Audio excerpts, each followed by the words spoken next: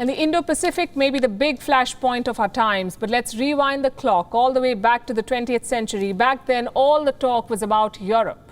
Ruthless dictators, expansionism, wars, all of this chaos. Out of all of this chaos, a new Europe was born. A new political experiment was also born. It was called the European Union. But today, ideological differences are threatening the grand European experiment. Poland is challenging the supremacy of EU laws. Elections have unseated long-serving leaders, and the left-right ideological divide is widening in Europe. This is a threat to the very foundation of the European Union. How will Brussels deal with these challenges? Is the European experiment unraveling? Our next report tells you.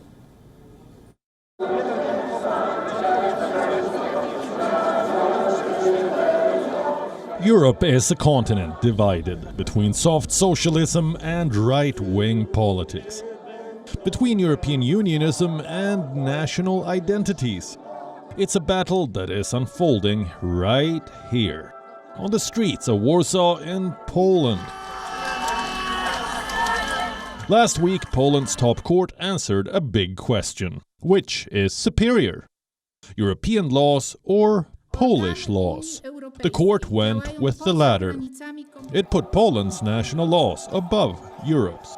Soon, speculation began. Was this Brexit 2.0? Would Poland leave the European Union? The government says it has no such plans. At the same time, it had a warning for Brussels. Respect member nations and treat them equally. This tussle is part of a long-standing dispute between the EU and Poland's ruling party. They want to reform Poland's judiciary, but Brussels fears these reforms will reduce their influence. The popular opinion is clear. Europe is the way to go. Tens of thousands of Poles are demonstrating on the streets. Their worry is this: if it can happen in Britain, it can happen in Poland.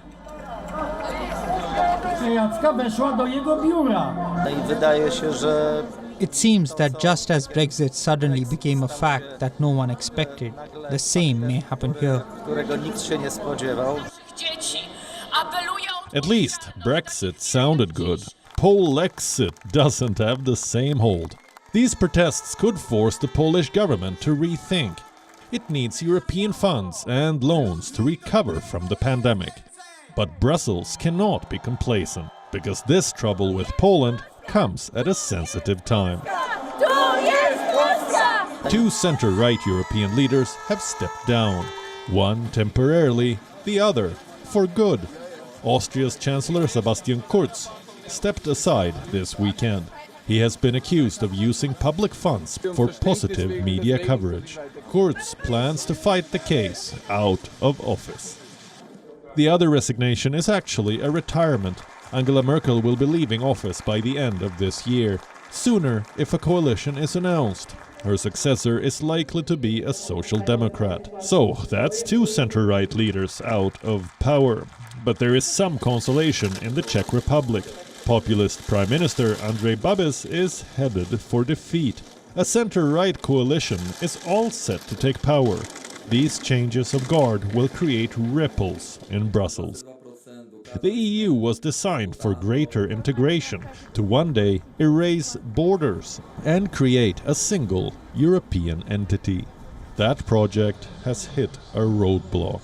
The last century was marked by Europe's ideological battles. The EU was created to avoid a repeat.